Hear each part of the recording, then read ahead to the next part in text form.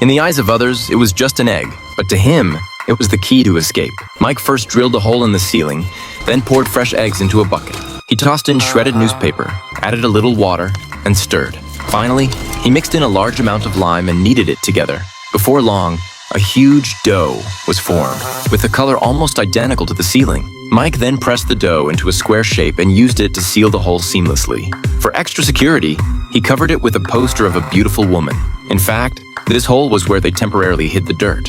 But just then, the prison guards conducted a surprise inspection. Their accomplices downstairs had wanted to sneak up and warn them, but fearing the sharp-eyed guards, they could only try to divert attention by playing guitar.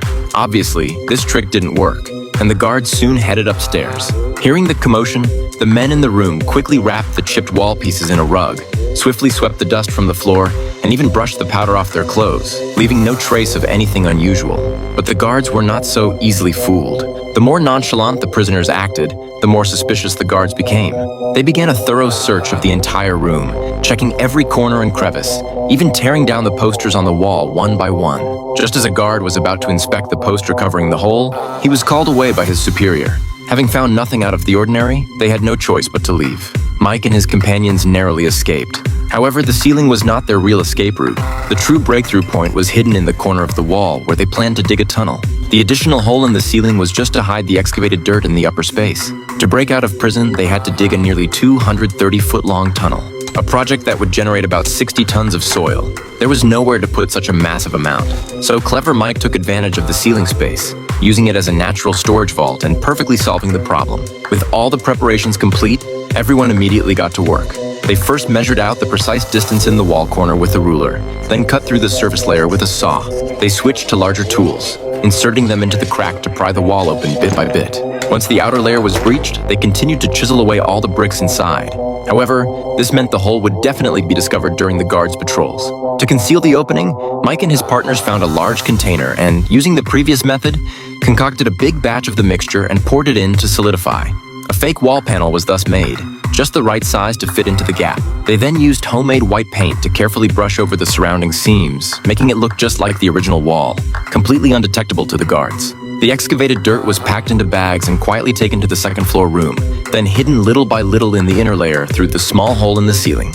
Although this process was very cumbersome, having to reseal the hole each time after handling the dirt, it was the only safe way to avoid detection.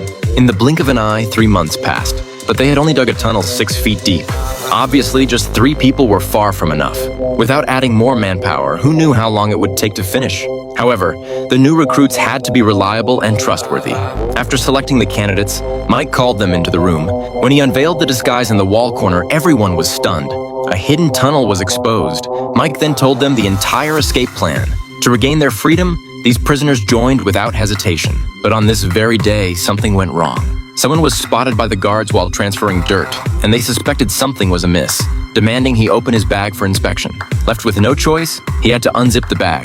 But inside were a few common household items, not dirt. Even so, the guard still ordered him to go to the office. He took the opportunity to secretly pass the bag to Mike. When he arrived at the office, the guard found he hadn't brought the bag and was quite irritated. However, the guard did not continue to interrogate further, but instead took out a few girly magazines and told him to bring some new ones next time. The bag actually contained tools for digging the hole, but fortunately, they weren't exposed. In the following days, they found ways to continue moving the dirt, such as putting it in cups and pretending to drink tea, then dumping it in the trash when the guards weren't looking. But this method was not only slow, it was also very easy to get caught. So Mike modified the original plan and drilled a hole in the ceiling of the first floor as well. This way, the dirt could be quickly transferred through the 2 holes above and below, not only saving a lot of time, but also greatly reducing the risk of exposure. Just as the entire plan was proceeding according to schedule, the prison suddenly launched a large-scale search, with a large number of guards swarming in without warning. Seeing this, Mike immediately rushed upstairs to notify his companions who were busy in the tunnel. Upon receiving the news, his partners desperately crawled toward the exit, while the 2 men responsible for transferring dirt through the ceiling also quickly evacuated.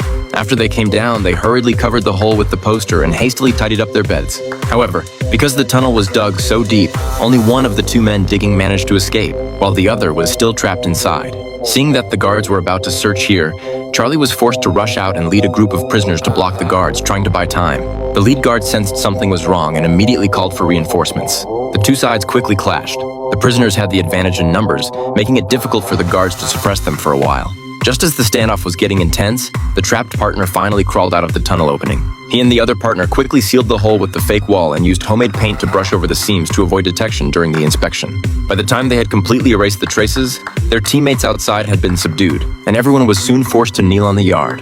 Charlie, the ringleader, was beaten badly and thrown into solitary confinement. Although they had managed to get through this hurdle, Mike realized that the operation had to be accelerated, or something would inevitably go wrong sooner or later. To make digging easier for everyone, as an engineer, he connected electrical wires into the tunnel, solving the lighting problem and greatly improving digging efficiency.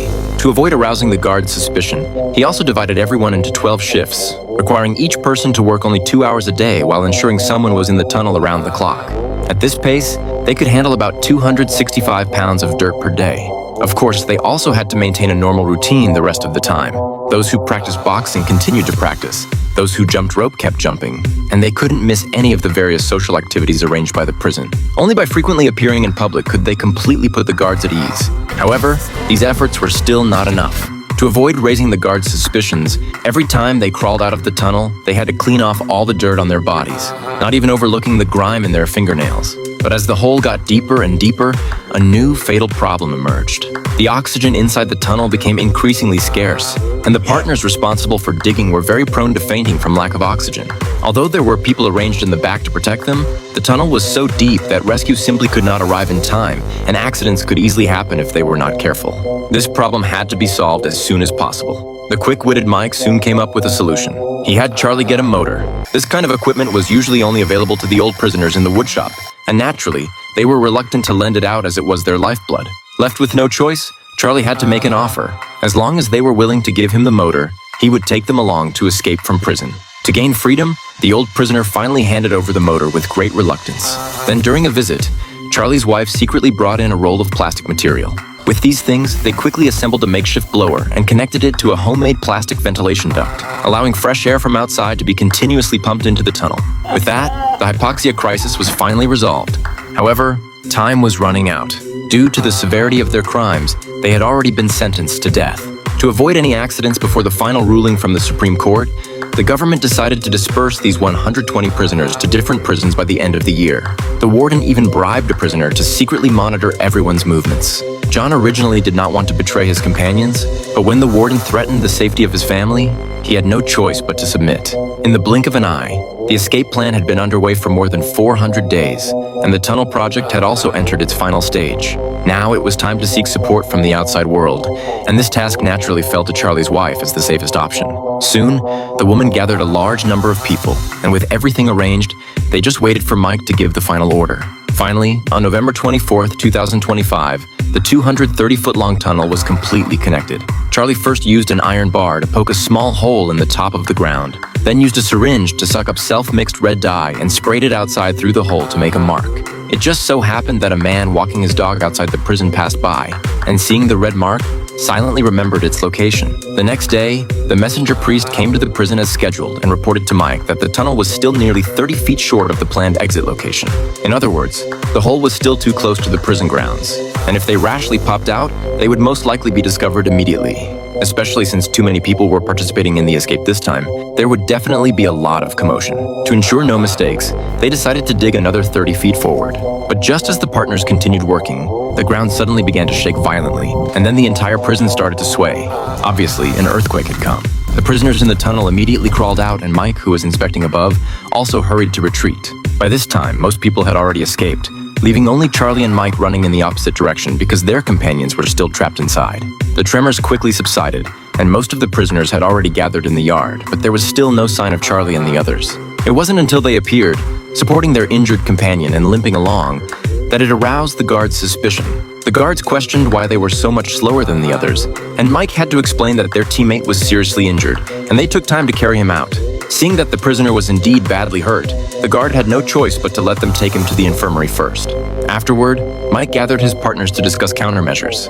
Although the earthquake did not cause the tunnel to collapse, if an aftershock came again, it could collapse at any time, and then more than a year of effort would be ruined. Therefore, they had to evacuate as soon as possible. However, the exit was still far from the target point, and it was very dangerous to pop out at this moment. After some discussion, everyone unanimously agreed to carry out the operation that night. Meanwhile, their partners outside who were there to meet them had already prepared identity documents and various materials needed for their escape. After nightfall, the escape plan officially began. To reduce the risk, they decided to leave in batches. Some continued to stay in the cell block and watch movies with everyone to avoid arousing the guards' suspicion, while the rest changed clothes and prepared to withdraw. They hugged each other and said their final goodbyes. Every time a prisoner went down into the tunnel, Paul beside him would register it on paper to ensure no one was left behind. And the crowd in the tunnel had to keep crawling forward without any delay, so that the companions behind could quickly catch up, thus improving efficiency and buying more time. When most of the people had gone down, the partners watching the movie also left one after another. To avoid attracting the guards' attention, they had to wait for the people in front to leave before taking action. At this point, the tunnel was already packed with prisoners waiting for their partners outside to arrive and completely open the exit. Just then, the traitorous John finally noticed something unusual.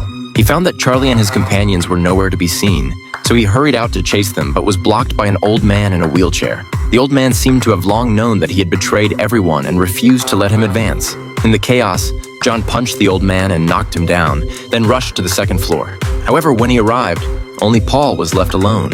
Seeing the tunnel in the corner of the wall, John was stunned, never imagining that what the guards feared most had actually happened. Seeing this, Paul hurriedly urged him to escape together, but John could not agree because his family was still under the warden's control. He wanted to go back and report to the guards, but was stopped by Paul. Paul angrily said, "You'll ruin everyone by doing this." However, if he did not act, once the guards found out, his family would also suffer. Just then, the partners responsible for meeting them outside finally arrived and quickly dug through the tunnel exit. On the other side, Paul and John were fighting, both having reasons to stick to their positions and unable to compromise. In the chaos, John grabbed a screwdriver and stabbed Paul. To protect the others, Paul gritted his teeth and endured the pain, knocking John unconscious. At this time, the prisoners in the tunnel had already started crawling out one by one. They had to get to the nearby bridge, where a bus was waiting to take them out of danger.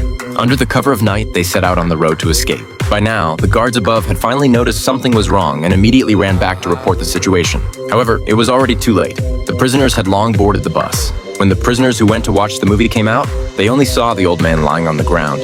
The old man also roughly judged that Mike and the others had almost successfully escaped. So, he told everyone the location of the tunnel. Upon hearing this news, the prisoners were shocked and could hardly believe it, but when they saw the cracks in the corner of the wall, they realized that the old man's words were true. Without hesitation, they all crawled into the tunnel. At this point, the two guards watching the movie finally noticed something was wrong and hurriedly closed the iron gate and went to call for reinforcements. Soon, a large number of guards rushed in and subdued the prisoners trying to escape on the spot. Paul was also dragged out.